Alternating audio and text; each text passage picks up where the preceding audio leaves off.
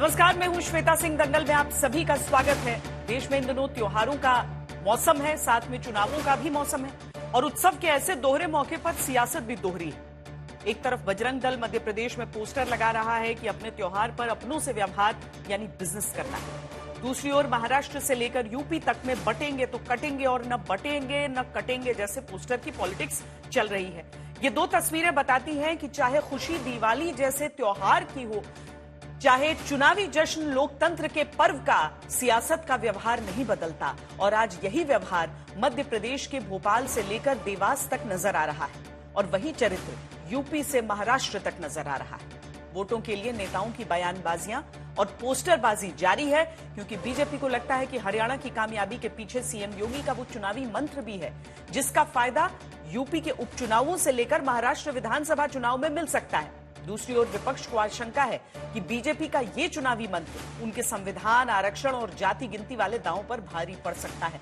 इसीलिए दोनों ओर से घनघोर बयानबाजी जारी है। इन्हीं बयानबाजियों को लेकर आज के दंगल में हम चर्चा करने वाले हैं, लेकिन उससे पहले एक रिपोर्ट आपको और दिखा देते हैं, जिसके तार भोपाल से लेकर लखनऊ तक जुड़ रहे हैं। यूपी महाराष्ट्र की पोस्टरबाजी से पहले आपको भोपाल के एक बैनर की कहानी दिखाते हैं, फिर दंगल में चर्चा की शुरुआत।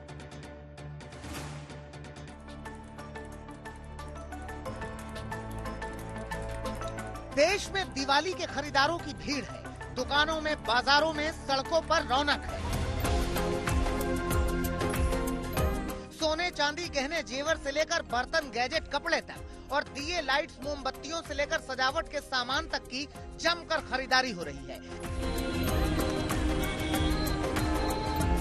लेकिन ऐसे उत्सव के मौके पर दिवाली की खरीदारी को लेकर सियासत का जो खेल शुरू हुआ है, वो अब सरेराह चौक चौराहों पर होर्डिंग पोस्टर की शक्ल में दिखने लगा है। मध्य प्रदेश में भोपाल से लेकर देवास तक सड़कों के किनारे ऐसी बड़ी बड़ी होर्डिंग्स लगाई गई हैं, जिसमें दिवाली की खरीदारी को लेकर लोगों को एक विशेष संदेश देने की कोशिश की गई है। हम इस वक्त भोपाल के उसी जेल रोड पर मौजूद है, जहां पे ये पोस्टर पिछले 24 घंटों से सुर्खियों का केंद्र बना हुआ है। जो यहां से गुजर रहा है वो इस पोस्टर को एक बार जरूर देख रहा है। आप देखें उस पर क्या लिखा है, अपना त्योहार अपनों से व्यवहार, दीपावली की खरीदी उनसे करें जो आपकी खरीदी से दीपावली मना सकें। ये लाइनें लिखी हैं और इसके नीचे बजरंग दल भोपाल का नाम लिखा हुआ है। भोपाल ही नहीं, मध्य प्रदेश के दूसरे शहरों में भी बजरंग दल ने इसी तरीके के पोस्टर लगाए हैं और लोगों से हिंदू समाज से ही खरीदी करने की अपील भी की है। एक तरफ सूबे के मुख्यमंत्री मोहन यादव रेहड़ी पटरी पर दिवाली का बाजार लगाने वालों के लिए तहबाजारी टैक्स फ्री करने का ऐलान करते हैं, स्वदेशी और छोटे कारोबारियों को बढ़ावा देने की कोशिश करते हैं। दूसरी तरफ उन्हीं के सूबे में बजरंग दल ऐसे पोस्टर लगाता है जिसकी तासीर सांप्रदायिक नजर आती है, तो सियासी सवाल उठते हैं। मानसिक रूप से विक्षिप्त हो गए, आगरा के पागल खाने में इनकी जगह है, और या फिर ये ऐसे राष्ट्रद्रोही हैं जो मोदी के ही नारे को गड़बड़ कर रहे हैं, सबका साथ, सबका विकास, सबका। कहाँ चला गया है ये सब? एक्चुअली सच्चाई ये है कि भारतीय जनता पार्टी को कभी भी न सनातन से मतलब रहा है, न हिंदू धर्म से मतलब रहा है, हिंदू देवी देवताओं से ही कोई मतलब नहीं रहा। अब उन्होंने क्या संदर्भ दिया है वो जाने, लेकिन स्वदेशी होना आवश्यक है, यह आम लोगों की जन भावना है।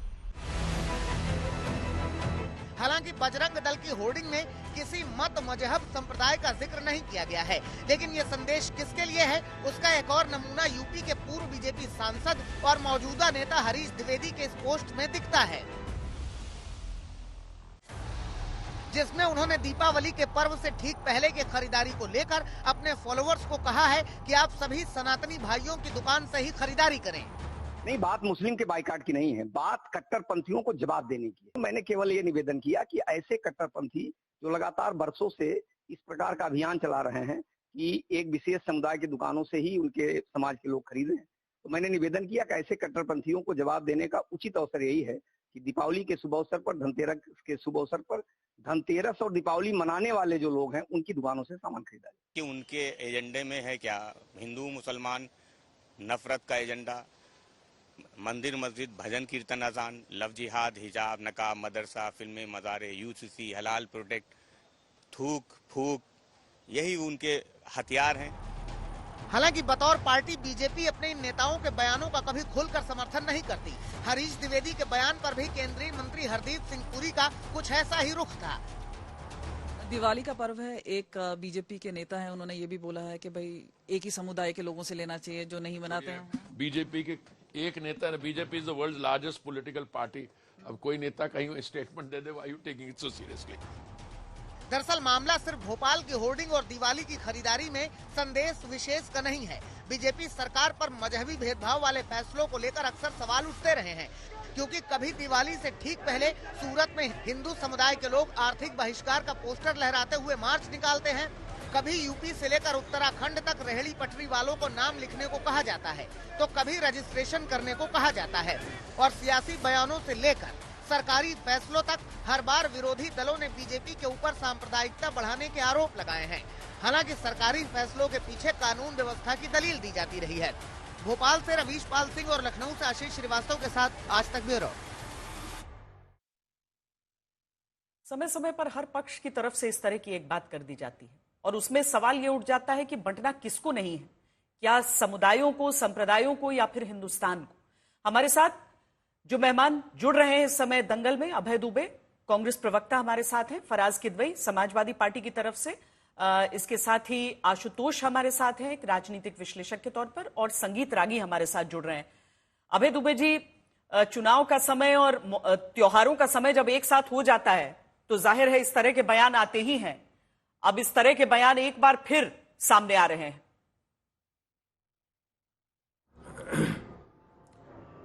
श्वेता जी, धनतेरस पर सभी देशवासियों को बहुत बहुत शुभकामनाएं, और दीपावली पर अयोध्यापति राजा राम अपने राज्य में पधारे थे, उसकी सभी को अग्रिम शुभकामनाएं। और कहते हैं ना, राम राज्य की अवधारणा के लिए कहते हैं, देहिक देविक भौतिक तापा, राम राज नहीं कहुई व्यापा, सब नर करहि परस्पर प्रीति, चले ही सर्वधर्म निरत श्रुत नीति।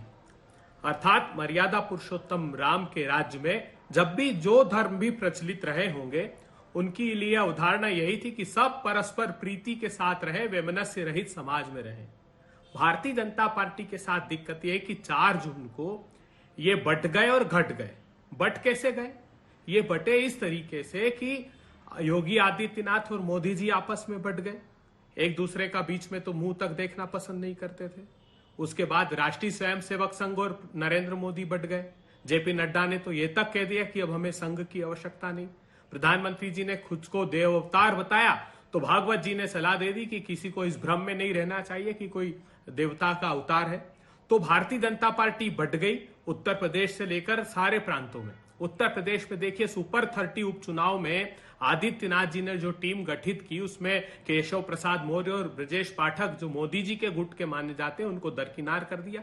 सुपर 30 मिनिस्टर्स की टीम बनाई, इस उपचुनाव से वो बाहर हो गया। ये 4 जून के बाद राग क्यों अलाप रहे हैं? ऐसा इसलिए अलाप रहे हैं कि इन्हें पता है कि अगर जातिगत जनगणना कराई तो जो ये आरक्षण पर वार 400 पार कह रहे थे, उसमें ये सफल नहीं हो पाएंगे। और वार प्रारंभ कर दिया था 45 पोजीशन पर लेटरल एंट्री, मतलब आरक्षण खत्म करने का मानस। जितने इन्होंने सार्वजनिक उपक्रम की कंपनियां थी, 10 लाख कर्मचारी हैं, उनमें से शेड्यूल कास्ट के 1,81,000, शेड्यूल ट्राइब के 1,02,000 और ओबीसी के 1,81,000। लोकसभा में यह कह दिया कि इनको जब हम बेच देंगे कंपनियों को तो इनका आरक्षण स्वतः ही समाप्त हो जाएगा। आरक्षण पर वार करना प्रारंभ किया। सुप्रीम कोर्ट में यह शपथ पत्र दे दिया कि आर्टिकल 246 7 शेड्यूल एंट्री 69 में जनगणना का अधिकार केंद्र सरकार का है। हम जातिगत जनगणना नहीं कराना चाहते, और राज्य जो करा रहे हैं उन्हें जातिगत जनगणना नहीं माना जाए, तो राज्य के भी रास्ते बंद कर दिए। और विश्व में एकमात्र देश हिंदुस्तान है जिसने अपना सेंसस नहीं कराया। आखिरी बात मैं कहना चाहता हूं उन संगठनों को जो ये सवाल खड़ा कर रहे हैं, अरे आप एक बार तो सवाल खड़ा करिए। प्रधानमंत्री जी ने भेजा, हमारे विदेश मंत्री अभी पाकिस्तान की बिरयानी खा के आए, उस एससीओ में जिसमें यह प्रस्ताव पढ़ा गया कि हम भारत के जो अधिकृत हिस्सा है कश्मीर का, जो पाकिस्तान में पीओके बोलते हैं, वहां पर इकोनॉमिक कॉरिडोर चीन और पाकिस्तान मिलकर बनाएंगे। हमारे विदेश मंत्री के मुंह में दही जम गया था, एक शब्द उन्होंने नहीं कहा। उनके आने के तत्काल बाद दोनों ने एक साझा बयान जारी किया और लद्दाख पर और कश्मीर पर आपत्ति जताई, चीन ने और पाकिस्तान ने मिलकर।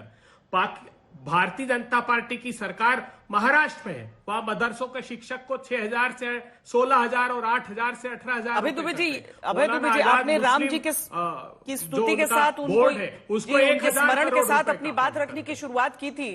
तो आज प्रधानमंत्री ने भी ये कहा है कि दीपावली का त्योहार बड़ा इस समय विशेष होने वाला है, क्योंकि 500 वर्ष बाद राम जी भी अयोध्या में हैं, राम जी का वो भव्य मंदिर है और उसके साथ दीपावली का त्योहार भी है।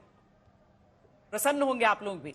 नहीं, देखिए, मेरी गंभीर आपत्ति है शंकराचार्यों जी की तरह। शंकराचार्य जी ने कहा था भारतीय जनता पार्टी ने इतना घृणित काम किया है कि सनातन धर्म को भी पंथों में बांटने की कोशिश की। जब चारों शंकराचार्यों ने कहा है कि मंदिर का शिखर का निर्माण नहीं हुआ है, मंदिर की जब प्राण प्रतिष्ठा की जाती है तो शिखर उसका शीश भगवान का माना जाता है। भगवान के शीश नहीं, सुनिए एक मिनट, आखिरी बात कहने दीजिए।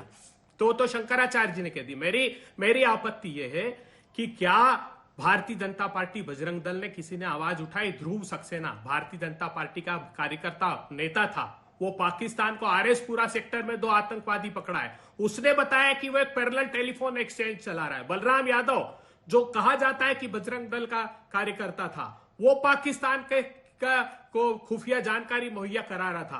प्रदीप कुरुलकर जो राष्ट्रीय स्वयंसेवक संघ से संबद्धता रखते थे डीआरडीओ में, वो पाकिस्तान की जासूसी करते पकड़ा है। तो ये छद्म वेश धारण करना बंद कर दीजिए, समाज में बेमनस्य मत फैलाइए सिर्फ सत्ता की भूख मिटाने के लिए। ठीक है, परवेश चौधरी जी बीएचपी की तरफ से हमारे साथ जुड़े हैं इस समय। लोग एक दूसरे के त्योहारों जी, परवेश जी, ये बातें भी आप सुन रहे हैं और उसके साथ बजरंग दल का वो पोस्टर जिसको लेकर पूरा विवाद है। बिल्कुल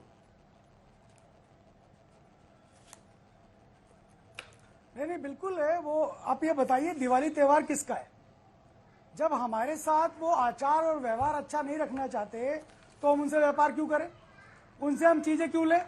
ये दिवाली का त्योहार है, दिवाली हिंदुओं का त्योहार है, हिंदू समाज की जेब में पैसा जाए और वो इसको सेलिब्रेट करे, तो इसमें बुरा क्या है? ये तो अच्छी चीज है और ये होना चाहिए।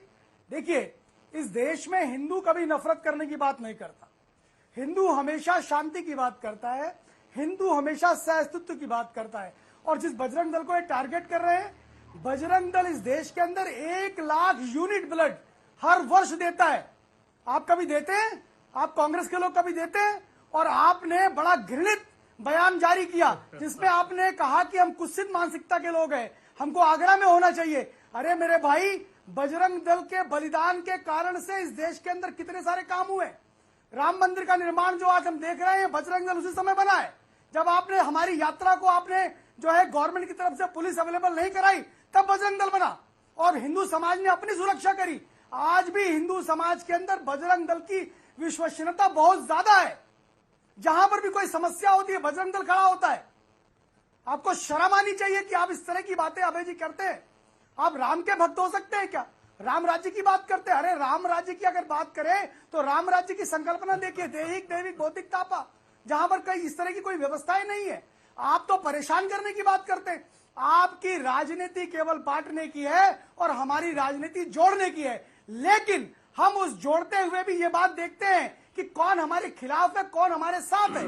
हमारे साथ जो मुसलमान चलता है, हमको उससे कोई परहेज नहीं है, हम तो उनको साथ में चलने की बात करते हैं। क्यों? क्योंकि हम मानते हैं कि पूजा पद्धति बदल जाने से कोई भाई भाई से अलग नहीं हो जाता। लेकिन ये जो कट्टरता समाज के अंदर व्याप्त हुई है, इस कट्टरता की जो मुखर समर्थन करने वाले आप लोग हैं, तो हमको तो जवाब देना पड़ेगा ना। हमको तो अपने समाज को बताना पड़ेगा ना। जो थूक जिहाद चल रहा है जूस में पेशाब, खाने के अंदर थूक, ये क्या है? परवेश जी, आप तो इसके साथ ही आप ये भी कह रहे हैं ना कि सब एक हिसाब के नहीं है, जो साथ रहेगा उसके साथ व्यवहार भी अच्छा रहेगा। पर यहाँ पर तो एक जो अपील है वो तो एक सिरे से ये है ना कि जी केवल हिंदुओं से करो और किसी से नहीं।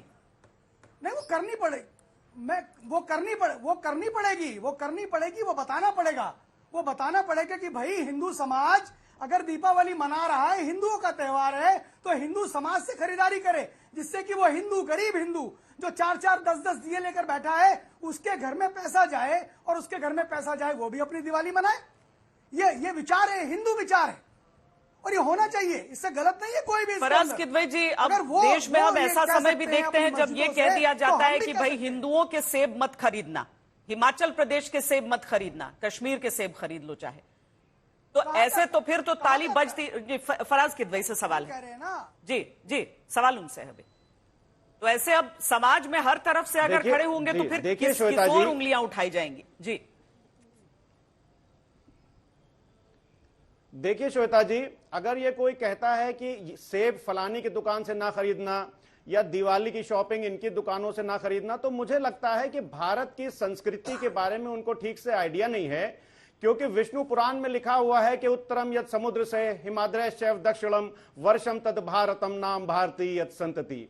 तो इस श्लोक का अगर आप मतलब समझिएगा तो उसके हिसाब से तो जो भी इस धरती पर रहता है वो सब भारत माँ की संतान है। लेकिन भारतीय जनता पार्टी, आरएसएस और इनके संगठन जो है श्वेता जी, ये किसी न किसी तरह से हिंदू को मुसलमान से, दलित को पिछड़ों से, इनको हमेशा लड़ाने की जो इन्होंने हमेशा पॉलिटिक्स की है। अब आप देखिए कि जब 2014 से जब से महामानव जी की सरकार इस देश में बनी, इनके पास बताने के लिए कुछ है नहीं श्वेता जी। तो कभी कहेंगे कटेंगे, बटेंगे तो कटेंगे, फिर कहेंगे आपकी प्रॉपर्टी को छीन करके मुसलमानों को दे दिया जाएगा, फिर माननीय प्रधानमंत्री जी बोलेंगे कि आपका मंगलसूत्र लेकर के छीन करके मुसलमानों में बांट दिया जाएगा। लेकिन माननीय प्रधानमंत्री जी, हम लोग के रहते हुए हमारी मां बहनों का कोई मंगलसूत्र नहीं छीन सकता। हाँ, छीनने से याद आया, चीन का जो एक्सपोर्ट है भारत में श्वेता जी, वो $100 बिलियन हो गया, लेकिन भारत का जो एक्सपोर्ट है वो 15 से 16 बिलियन डॉलर पर अभी भी है। तो एक तरफ तो प्रधानमंत्री जी छीनने की बात करते हैं और दूसरी तरफ चीन को फायदा पहुंचाते हैं। अब हम ला जाते हैं श्वेता जी की बांटने और काटने की राजनीति पर।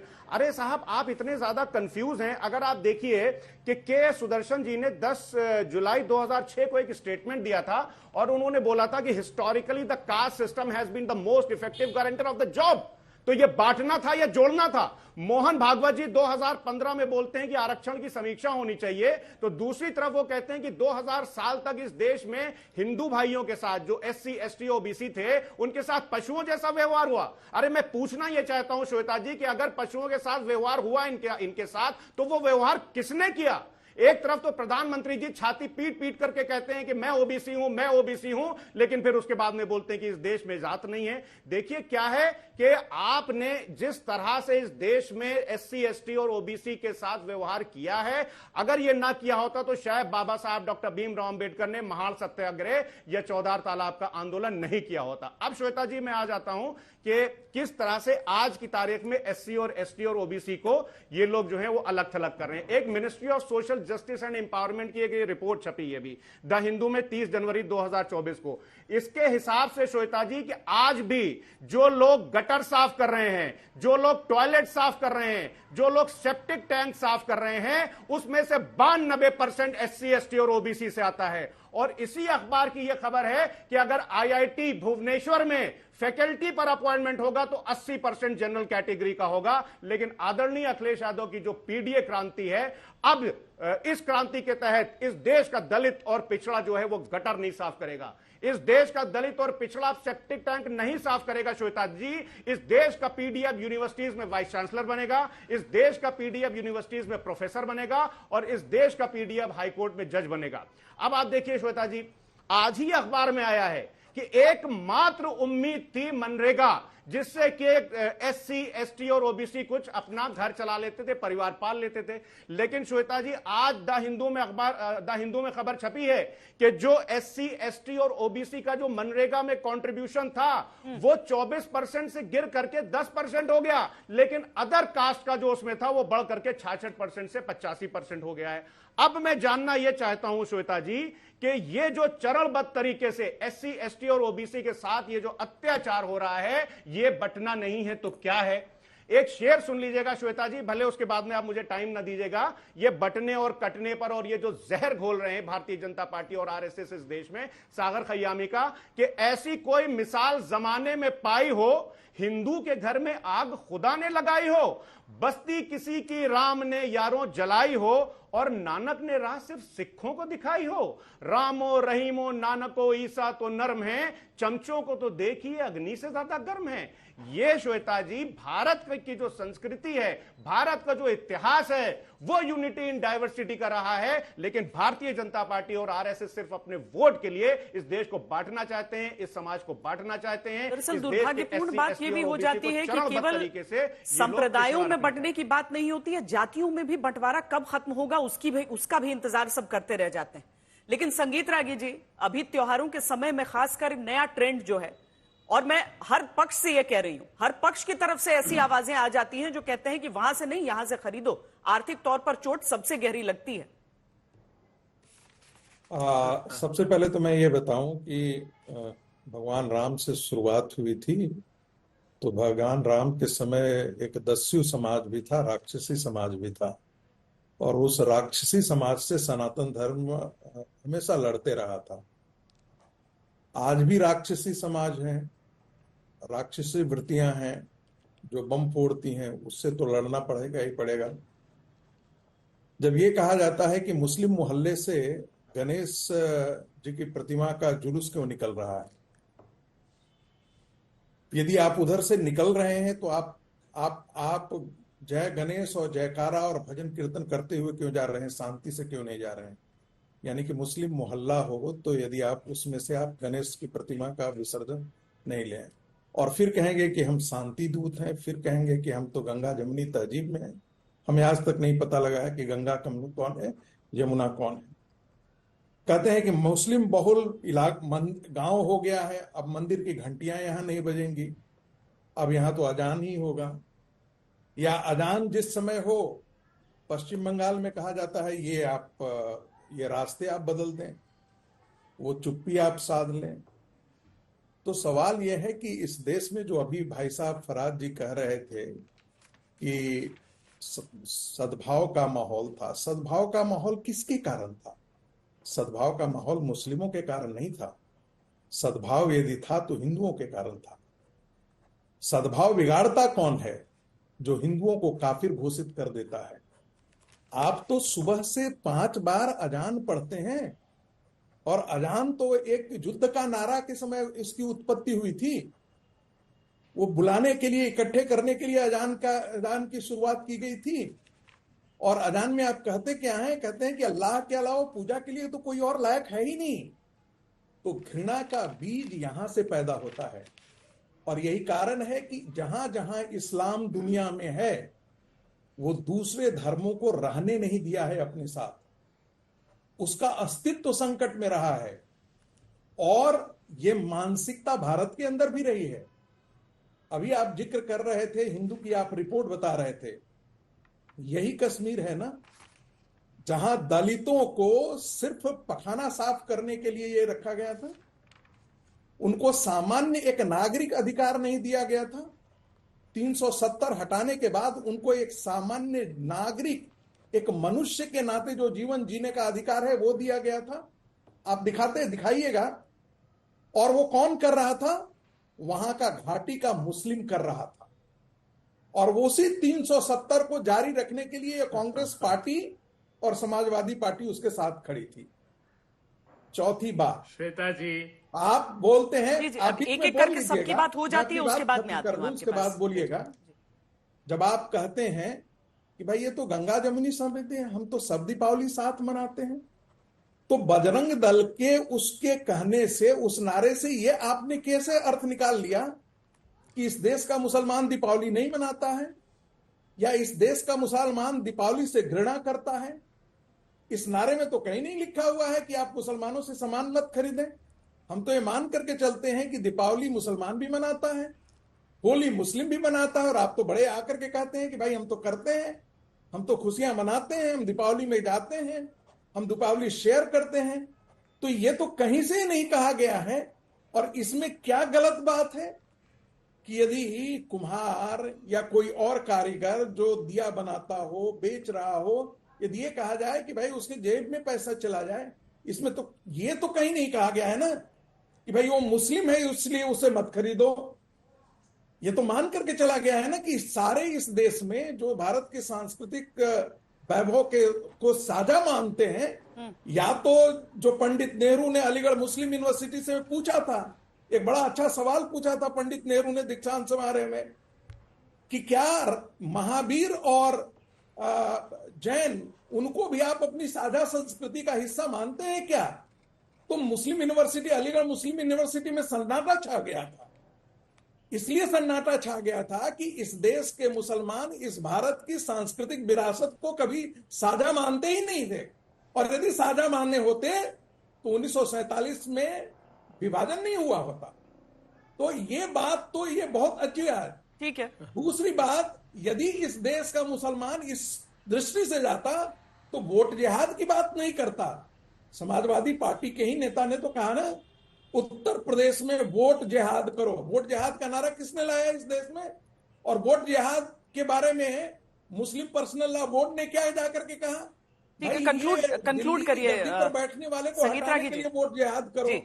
तो इस मानसिकता को सिंचित करने वाला कौन है? ठीक है। और ऐसे में यदि हिंदू समाज यदि मान लेते हैं कि थोड़ी देर के लिए यदि वो प्रतिक्रिया भी है, तो ऐसी प्रतिक्रिया क्यों नहीं होनी है? आप ऐसे कैसे समझ सकते हैं कि मुस्लिम समुदाय अपने आप को मुस्लिम के तौर पर माने तो हिंदू समुदाय अपने आप को हिंदू के तौर पर संगठित होकर के प्रतिक्रिया नहीं करें? ठीक है। आप तो कहें कि जमाई जी भी हमारे साथ जुड़ गए, लेकिन पहले आशुतोष जी, तो हिंदू समाज भी इसी प्रकार की अवधारणा लेकर के क्यों नहीं चलेगा?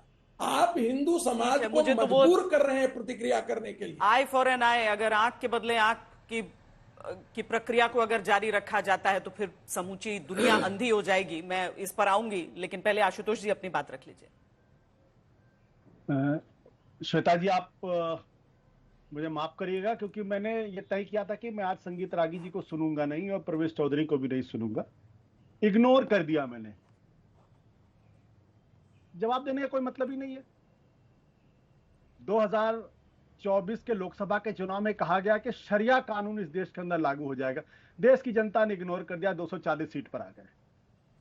कहा गया कि मंगलसूत्र जो है वो छीन के मुसलमानों को दे दिया जाएगा। देश की जनता ने इग्नोर कर दिया, 240 सीट पर आ गए। मेरा मानना यह कि अपनी जड़ों को खोदने दीजिए, मट्ठा डालने दीजिए। जितना बोलेंगे उतना ही नुकसान होगा। अब मैं आता हूं दूसरे सवाल के ऊपर। सवाल क्या है? ये जो बटेंगे कटेंगे की बात क्यों हो रही है? इसलिए हो रही है क्योंकि बाबा साहब अंबेडकर ने अपनी किताब में इनहाइलेशन ऑफ कास्ट में साफ तौर पर लिखा हुआ है, when Hindu society becomes a casteless society, that it can hope to have strength enough to defend itself. यानी जिस दिन हिंदू समाज जाति विहीन हो जाएगा, जाति विहीन समाज हो जाएगा, उस दिन वो अपनी रक्षा करने के लिए सक्षम हो जाएगा। जब तक इस देश के अंदर ये जो जाति सूचक सरनेम लगे हुए हैं ना, जब तक ये हैं, तब तक हिंदू समाज को दुनिया की कोई ताकत एकजुट नहीं कर सकती। कौन एकजुट हो रहे हैं? उत्तर प्रदेश के अंदर अपर कास्ट एकजुट हो रहे हैं। 88% वोट पिछले लोकसभा के चुनाव में भारतीय जनता पार्टी को दिया और 88% के आसपास ही मुसलमानों ने बीजेपी के खिलाफ वोट दिया। असली जनता, असली हिंदू कौन है? वो दलित और पिछड़े हैं, जो सोच समझ के वोट दे रहे हैं, जो धर्म के नाम पे वोट नहीं दे रहे हैं, जो अपनी जिम्मेदारी के हिसाब से, अपनी आवश्यकताओं के हिसाब से वोट दे रहे हैं। जब उनको लगा कि भारत के संविधान को बदलने की कोशिश की जा रही है, तब दलितों ने कहा कि हम आपको इग्नोर कर दे रहे हैं, हम आपको वोट ही नहीं देंगे। 33 सीट तो उत्तर प्रदेश के अंदर आ गए। ये महत्वपूर्ण सवाल क्या है? ये सवाल तो आरएसएस के प्रमुख मोहन भागवत को खुद से पूछना चाहिए कि वो किस संगठन का नेतृत्व कर रहे हैं, कि जो संगठन एक चालक अनुवर्तित्व पे काम करता है, उसके छोटे मोटे कार्यकर्ता उनकी बात को सुनने के लिए तैयार नहीं है। वो क्या कहते हैं? बिना मुसलमान के हिंदू अधूरा है। वो क्या कहते हैं? सबका डीएनए एक है। वो क्या कहते हैं? हर मस्जिद में शिवलिंग को खोजना। तो ये सवाल श्वेता सिंह के लिए नहीं, ये सवाल मेरे लिए नहीं है। ये तो मोहन भागवत को अपने अंतर्मन में डुबकी लगाकर पूछना चाहिए कि उनकी बात तो दत्तात्रेय होश बोले भी नहीं सुनते हैं, जो कहते हैं बटेंगे तो कटेंगे। अब सवाल ये उठता है कि मोहन भागवत क्या इतने कमजोर हो गए हैं? क्या आरएसएस का प्रमुख इतना कमजोर हो गया है कि संगीत रागी जैसे लोग उनकी बात को नहीं सुनते हैं, प्रवेश चौधरी जैसे लोग उनकी बात को नहीं सुनते हैं? ये तो उनको पूछना है। या तो मोहन भागवत झूठ कह रहे हैं कि बिना मुसलमान के हिंदू अधूरा है, या मोहन भागवत गलत बात करते हैं कि सबका डीएनए एक है। अगर सबका डीएनए एक है तो इस तरीके के पोस्टर क्यों लगाए जा रहे हैं? इसलिए लगाए जा रहे हैं क्योंकि आज आरएसएस के हाथ से एक बड़ा कट्टरपंथी फैनेटिक तबका पैदा हो गया है जो हिंदुस्तान को किस दिशा में लेके जाएगा वो कोई नहीं जानता। शेर की सवारी आरएसएस कर रहा था, अब शेर जो है सवार कोई खाने के लिए तैयार बैठा है। इसलिए चिंता मत करिए, सिर्फ इग्नोर कर दीजिए, सब अपने आप हिसाब हो जाएगा। ठीक है, शोएब जमाई जी, आप अध्यक्ष हैं दिल्ली स्टेट AIMIM के। ये नहीं, मैं आती हूँ संगीत रागी जी आपके पास। शोएब जमाई जी, दरअसल उत्तर मांग रहे हैं, नाजायज हो जाएगा। नहीं, नाजायज नहीं। अभी अभय दुबे जी के ऊपर भी कुछ आक्षेप हुए थे, वो भी जवाब देना चाहते हैं, पर एक एक सारे पैनलिस्ट एक एक बात कर लेंगे। मेरा नाम लेकर के उन्होंने बोला, नाम लेके ही बोला था उन्होंने भी उनको। प्लीज मुझे उत्तर दे लेने दीजिए। अरे 1 मिनट तो इनकी बात तो हो जाने दीजिए, दोनों चीजों का एक साथ उत्तर दे दीजिएगा। हाँ सर। शोएब जमाई जी, अभी बजरंग दल की तरफ से एक पोस्टर है जिसको लेकर कहा जा रहा है कि चुनाव के समय ऐसी बातें, हालांकि बजरंग दल ने बहुत खुलकर नहीं कहा है कि जो त्योहार मनाते हैं दिवाली का उनके साथ ही व्यवहार करें, यानी व्यापार करें। अब आप ही का बयान याद आ जाता है ऐसे सब मौकों पर, जब आपने कहा था कि आपने पोस्ट किया था ये, और मैं उम्मीद करती हूं कि शायद आप ही का अपना ये पोस्ट था, जब आपने कहा था कि मैं मुस्लिम व्यापारियों से जो लगभग 80% हैं हिमाचल के सेबों का बहिष्कार करने की अपील करता हूं। खुदा के वास्ते इस नफरत के बाजार से कुछ भी न खरीदें। शोएब जमाई जी।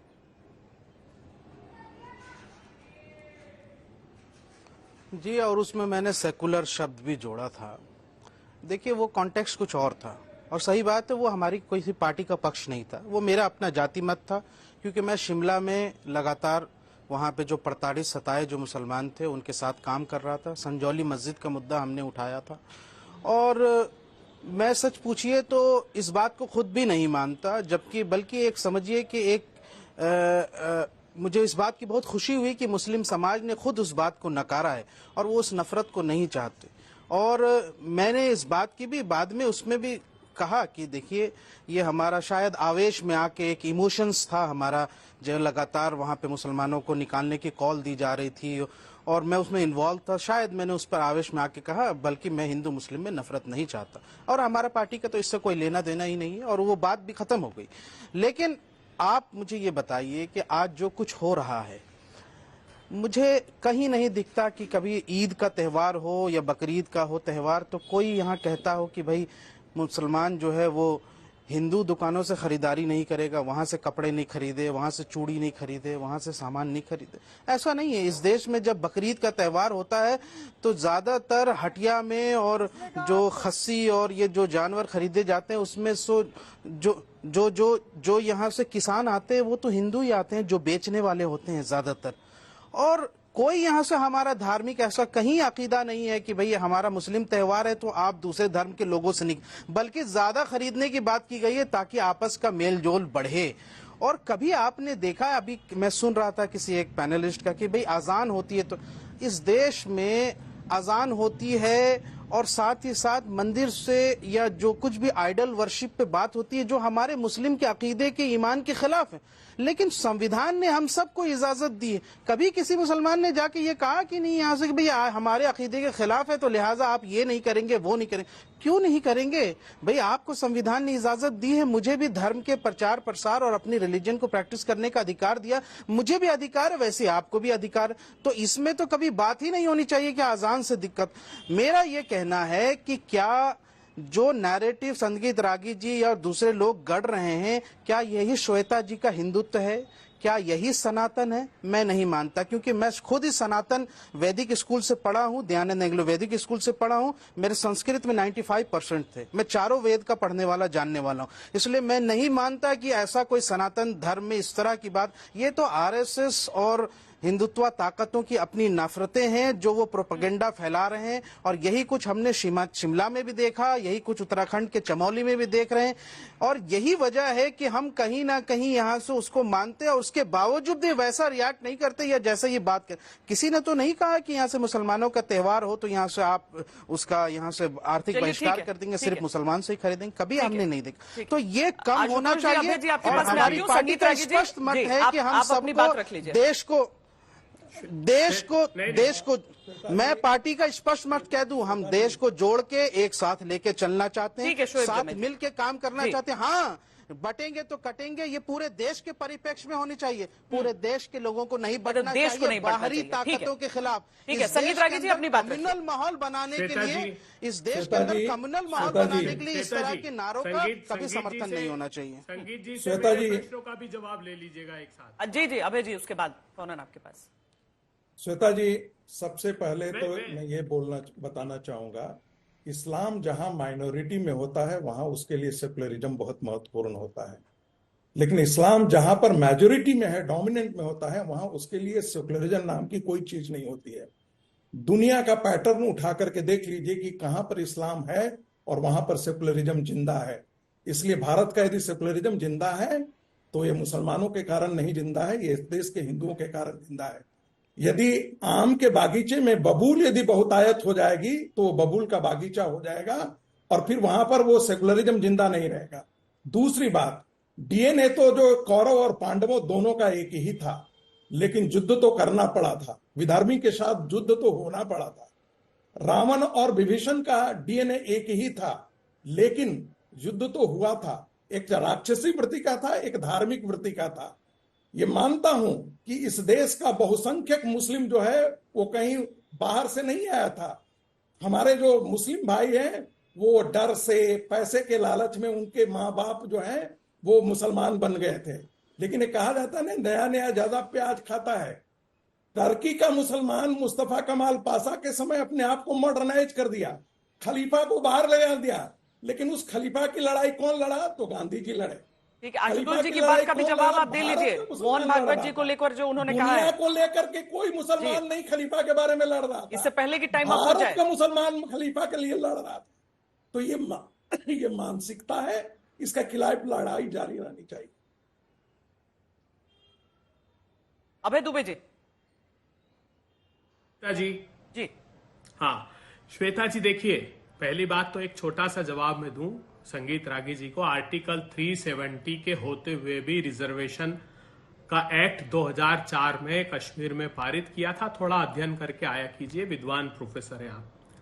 भारतीय जनता पार्टी, राष्ट्रीय स्वयंसेवक संघ, बजरंग दल, विश्व हिंदू परिषद, हिंदू समाज के लोगों बहुत गौर से सुनिएगा, सिर्फ आपकी पीठ पर पैर रखकर सत्ता की सीढ़ी तक पहुंचने का माध्यम है। आपके हितों से कोई सरोकार नहीं है।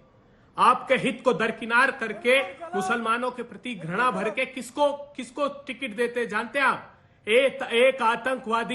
एक आतंकवादी सैफुल्ला फारूक, जो पंडितों का हत्यारा रहा है कश्मीर में, उसको वार्ड नंबर 33 से लोकल बॉडी का इलेक्शन लड़ाते हैं। तारिक अहमद मीर, पाकिस्तान से हथियार सप्लाई करने वाले को भारतीय जनता पार्टी विधानसभा का टिकट देती है। हमारे गृह मंत्री के मंच पर एक पाकिस्तान समर्थक आतंकवादी तालिब हुसैन खड़ा होता है। ये शर्माते नहीं है, इनको सिर्फ सत्ता की भूख सताती है। मैं पूछना चाहता हूं, क्या राष्ट्रीय स्वयंसेवक संघ, बजरंग दल, किसी ने आज तक इस बात का विरोध किया कि मोदी जी पत्र लिखते हैं पाकिस्तान को, हिंदुस्तान के बंटवारे दिवस की शुभकामनाएं देते हैं?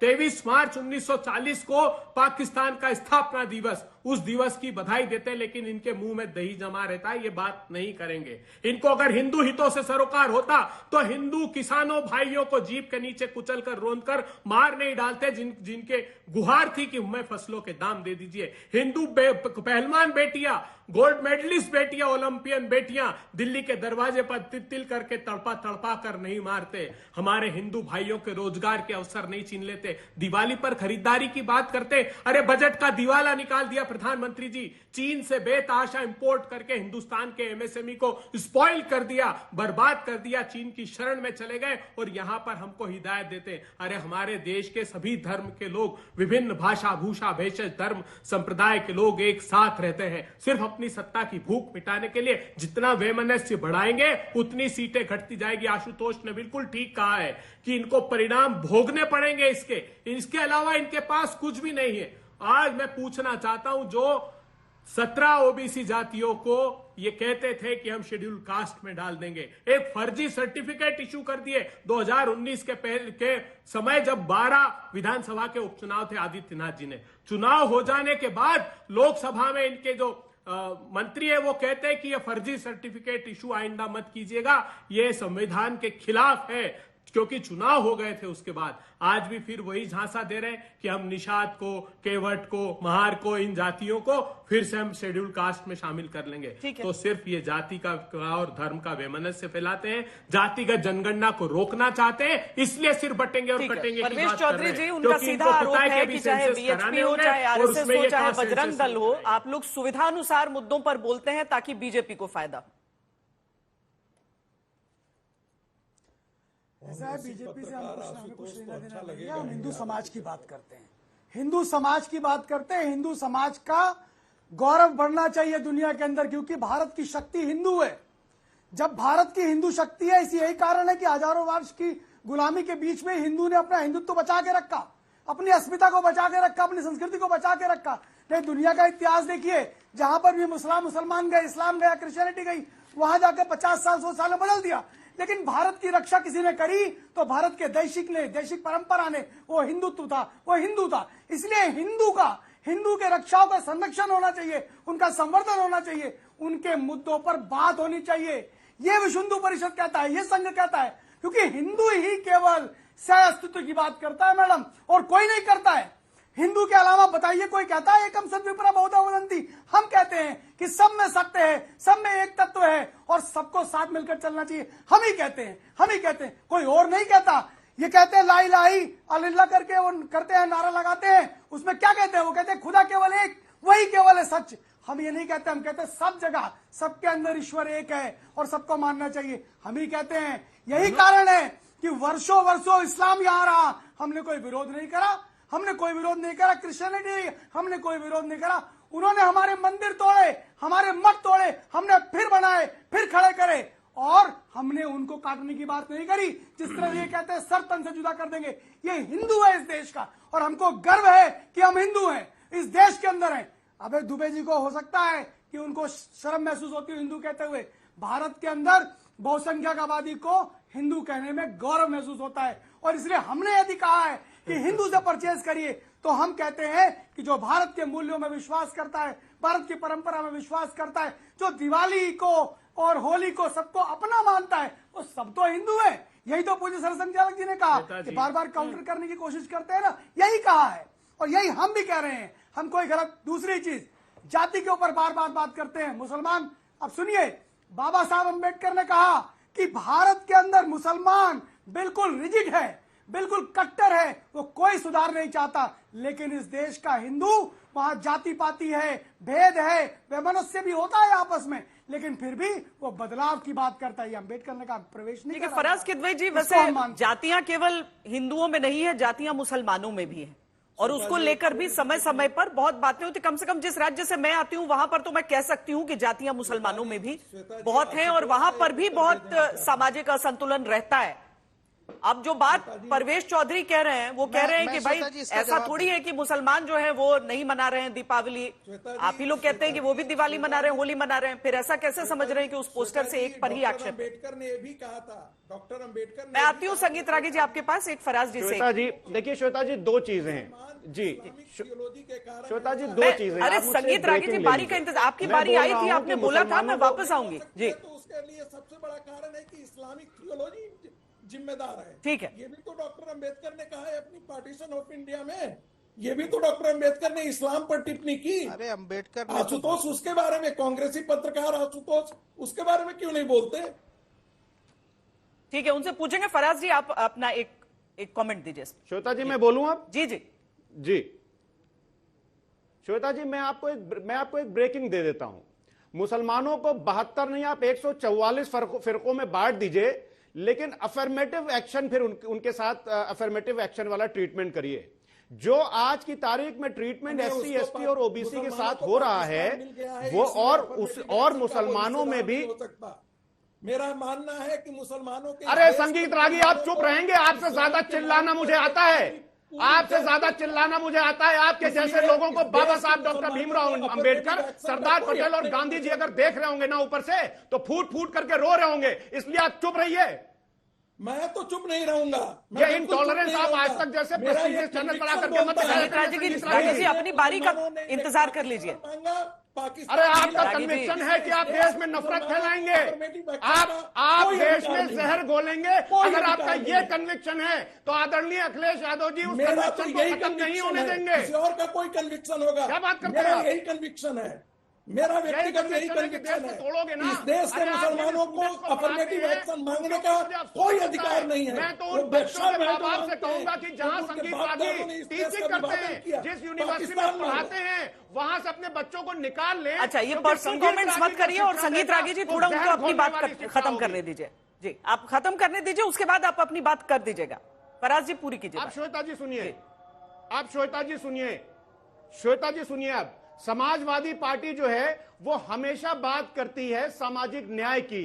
जिस चीज को भारतीय जनता पार्टी विघटन बोलती है श्वेता जी, समाजवादी पार्टी उसको जस्टिस बोलती है। और जिस चीज को ये विभाजन बोलते हैं समाजवादी पार्टी उसको सोशल जस्टिस, इकोनॉमिक जस्टिस बोलती है। अब आप सुनिए, हम लोग कभी हिंदू मुसलमानों की बात नहीं करते हैं, लेकिन अभी एक 32 साल के युवक की हवालात में, चिन्हट में, लखनऊ में पुलिस के द्वारा हत्या हुई, क्या वो हिंदू नहीं था?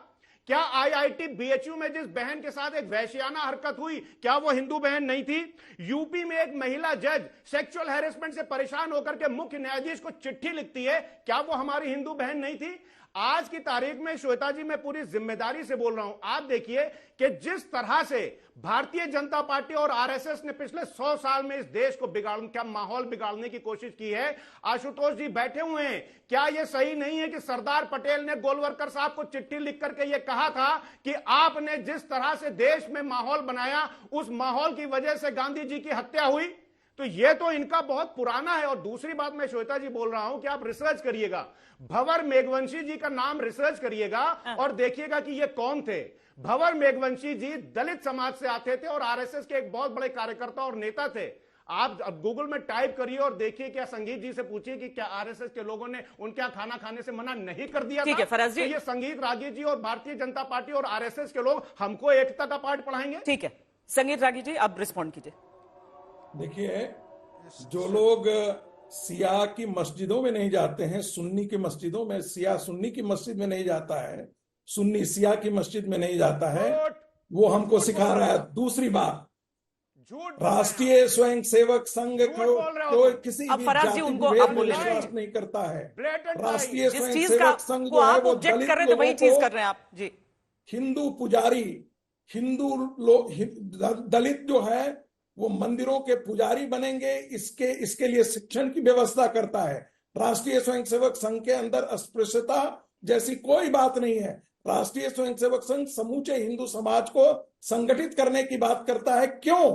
क्योंकि राष्ट्रीय बोध और हिंदुत्व दोनों एक दूसरे के पर्यायवाची हैं। यदि हिंदुत्व यहां पर नहीं रहा, हिंदुत्व जहां जहां कमजोर हुआ वो खत्म हुआ, वहां न गुरुद्वारे बचे न मंदिर बचा। एक समय अफगानिस्तान तक हमारी सीमाएं हमारी ही थी, लेकिन वहां हिंदू नहीं बचा तो वो इस्लामिक राष्ट्र हो गया। आज वहां पर एक भी मंदिर और गुरुद्वारे नहीं बचे हैं। पाकिस्तान के अंदर मंदिर और गुरुद्वारे नहीं बचे हैं, क्योंकि इस्लाम की मानसिकता यही है। चलिए संगीत रागी जी, समय इतना ही है। हर समाज में अच्छे और बुरे लोग होते हैं, और वाकई जैसे एक पैनलिस्ट ने कहा था कि देश को बंटना नहीं चाहिए, देश को एकजुट रहना चाहिए, देश हित सर्वोपरि। बहुत बहुत धन्यवाद आप सबका इस चर्चा में जुड़ने के लिए। दंगल में अभी के लिए इतना ही। देश और दुनिया की बाकी खबरों के लिए देखते रहिए आज।